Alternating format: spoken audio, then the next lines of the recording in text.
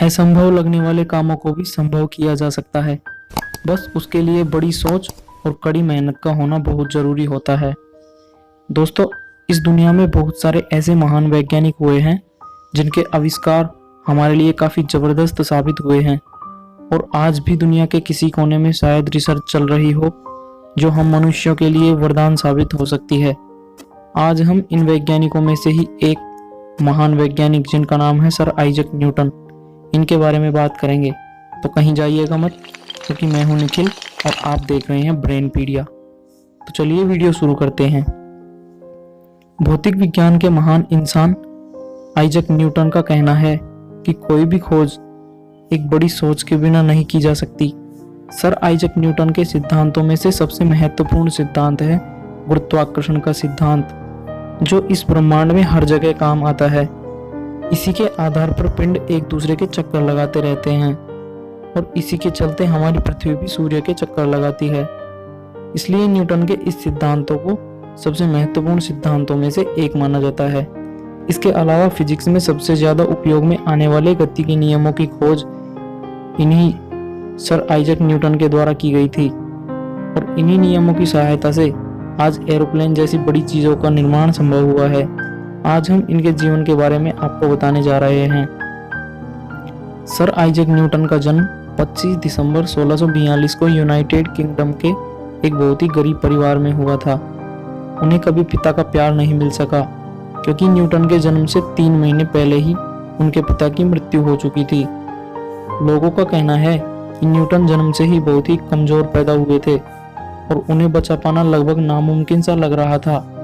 लेकिन शायद ऊपर वाले ने न्यूटन का जन्म ही गुरुत्वाकर्षण जैसी महान खोज के लिए किया था। काफी मुश्किलों के बाद डॉक्टरों के द्वारा न्यूटन को बचा लिया गया। सर आइजैक न्यूटन का नाम उनके स्वर्गवासी पिता के नाम पर ही रखा गया था। जब न्यूटन करीब 3 साल के थे तब उनकी मां ने दोबारा से शादी कर ली, लेकिन न्यूटन के सौतेले पिता को वो बिल्कुल भी पसंद नहीं थे। इसी बीच उनकी मां ने न्यूटन को अपने दादा दादी के पास छोड़ दिया और वह अपने दूसरे पति के साथ रहने लगी। अपने जीवन के शुरुआती दिनों में न्यूटन ज्यादा कुछ नहीं बोल पाते थे और वे छोटी छोटी बातों पर काफी गुस्सा किया करते थे, जिससे बचपन में उनका कोई भी दोस्त नहीं था। इसी गुस्से की वजह से लोग उन्हें पागल भी बोलते थे।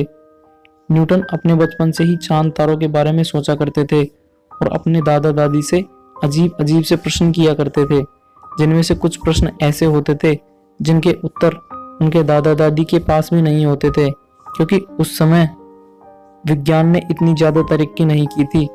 उन्होंने महज 12 साल की उम्र में स्कूल जाना शुरू किया। उनकी शुरू की पढ़ाई the Kings school of Grantham में हुई। वे पढ़ाई में बिल्कुल भी अच्छे नहीं थे, इसलिए स्कूल में सब लोग उनका मजाक उड़ाया करते थे। इस बात पर न्यूटन का रोज अपने क्लासमेट्स के साथ झगड़ा होता रहता था और इसी झगड़े की वजह से उन्हें स्कूल से भी निकाल दिया गया। कुछ ही सालों में उनके सौतेले पिता की भी मृत्यु हो गई। अब फिर से न्यूटन अपनी मां के साथ रहने लगे। उनके पास इनकम का कोई भी सोर्स नहीं था और खर्चे चलाना काफी मुश्किल हो रहा था। इसलिए न्यूटन की मां चाहती थी कि वे अब खेती कर ले, जिससे वह अपना घर संभाल सके। लेकिन खेती में न्यूटन का मन बिल्कुल भी नहीं लगता था। जैसे तैसे करके स्कूल के प्रिंसिपल से वापस से न्यूटन का एडमिशन स्कूल में करवा दिया गया। लेकिन इस बार न्यूटन ने ठान ली थी कि जिसकी वजह से उसे स्कूल से निकाला गया था, वह उस लड़के को पढ़ाई में कभी भी आगे नहीं निकलने देगा। और न्यूटन दिन रात पढ़ाई में लग गए और बहुत जल्दी ही वे स्कूल के टॉपर्स में गिने जाने लगे। उसके बाद 1661 में उन्हें अपने ही अंकल के माध्यम से एक ट्रिनिटी कॉलेज कैम्ब्रिज में एडमिशन मिल गया। लेकिन उनका संघर्ष अभी खत्म नहीं हुआ था। उन्हें वहां अपनी फीस भरने और अपने खर्चे चलाने के लिए अपनी ही कॉलेज के अमीर स्टूडेंट्स के घर काम करना पड़ता था। इसके चलते 1664 में उन्हें अपनी कॉलेज से स्कॉलरशिप भी मिली, जिसकी मदद से वे अपनी पढ़ाई और रिसर्च पर ज़्यादा ध्यान दे सकते थे। और फिर कॉलेज की पढ़ाई के दौरान उन्होंने कुछ मैथमेटिकल लॉ प्रतिपादित किए, जिसे कैलकुलस के नाम से जाना जाता है। 1665 में उन्होंने अपनी यूजी डिग्री कंप्लीट की और पीजी डिग्री में एडमिशन लेने की सोची। लेकिन उसी समय अचानक लंदन में प्लेग नाम की एक बीमारी फैल गई, जिससे शहर को कुछ महीनों के लिए पूरी तरह से बंद कर दिया गया और इसलिए वे अपनी मां के पास वापस से घर आ गए। और अपनी रिसर्च घर पर ही जारी रखी, जिनमें वे उस समय ग्रेविटी और लॉ ऑफ मोशन पर रिसर्च कर रहे थे। देखते ही देखते कुछ सालों की कड़ी मेहनत के बाद उन्होंने एक बड़ी सफलता हासिल कर ली और पूरी दुनिया के लिए अपना एक आदर्श स्थापित कर दिया, क्योंकि इतने संघर्षों के बाद गुरुत्वाकर्षण जैसे बड़े सिद्धांत को खोज पाना बेहद ही मुश्किल काम था। और अपने सिद्धांतों में से दुनिया को बदलने के बाद 20 मार्च 1727 को लंदन शहर में न्यूटन की मृत्यु हो गई।